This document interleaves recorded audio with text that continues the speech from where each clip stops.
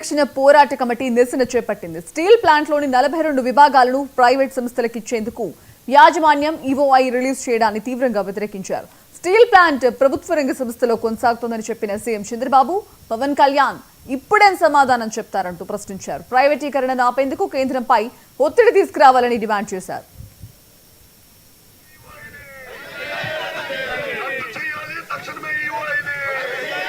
విశాఖ ఉక్కు ప్రభుత్వ రంగంలో కొనసాగించాలని చెప్పి 5 సంవత్సరాలుగా పెద్ద ఎత్తున ఉక్కు కార్మికులు, నిర్వాసితులు, కార్మిక సంఘాలు, ప్రజా సంఘాలు, మరి రాష్ట్రంలో ఉన్న తెలుగు ప్రజలందరూ పెద్ద ఎత్తున పోరాడుతున్నప్పటికీ కేంద్ర ప్రభుత్వం విశాఖపట్నం స్టీల్ ప్లాంట్ అమ్మడానికి నిర్ణయించుకున్నాం.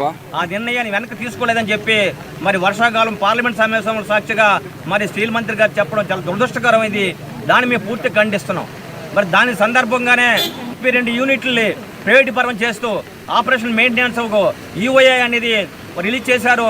ఎక్స్ప్రెషన్ ఆఫ్ ఇంట్రెస్ట్ ఈ స్టీల్ ప్లాంట్ యూనిట్లన్నీ కూడా మీరు మెయింటైన్ చేయడానికి మీరు టెండర్లు వేయండి అని చెప్పి, ఇప్పుడేమో ఒక పక్క మ్యాన్ పవర్ ఎక్కువైపోయిందని చెప్పి 10,000 మంది కార్మికుల్ని రోడ్డు మీద పెట్టి మళ్ళా ఈఓఐ రిలీజ్ చేసి బీహార్ నుంచో, ఒరిస్సా నుంచో, జార్ఖండ్ నుంచో, గుజరాత్ నుంచో మరి కార్మికులు తీసుకొచ్చి పని చేయించుకోవడానికి యాజమాన్యం కుట్ర పన్నింది.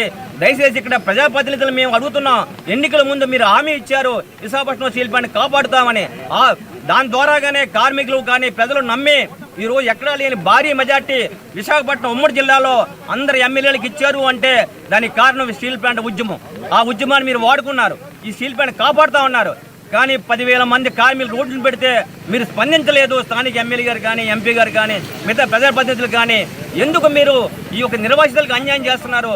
ఇది ప్రాణ త్యాగాలతోటి పోరాటం వచ్చిన స్టీల్ ప్లాంట్ని కాపాడుకోవాల్సిన బాధ్యత మన రాష్ట్ర ప్రజల మీద ఉంది. ఒక రక్త చరిత్ర విశాఖపట్నం స్టీల్ ప్లాంట్ ని వాళ్ళు సాధించినటువంటిది.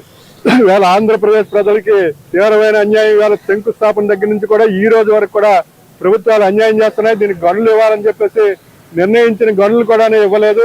ఇవాళ ఓఎండిసిలో ఉన్నటువంటి గనులు కూడా విశాఖపట్నం స్టీల్ ప్లాంట్కి రాకుండా ఆపేసి కుదురుముక్ స్టీల్ ప్లాంట్ నుంచి తీసుకొచ్చేటువంటి కుదురుముక్ ఐరన్ ఓర్ని తీసుకొచ్చేసి అధిక ధర మీద ప్లేట్ ఛార్జెస్లు ఎక్కువయ్యి 2,500 రూపాయలు నష్టం వస్తుందన్నమాట.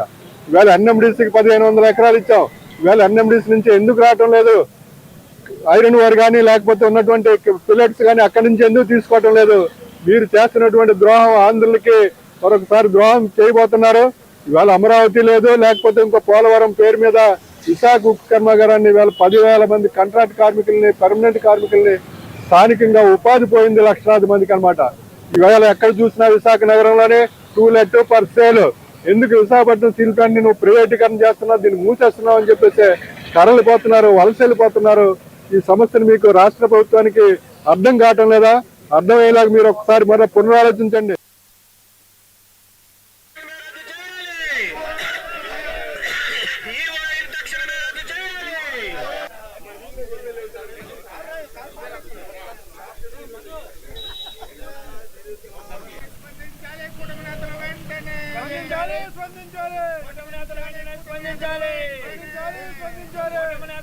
స్పందించాలి.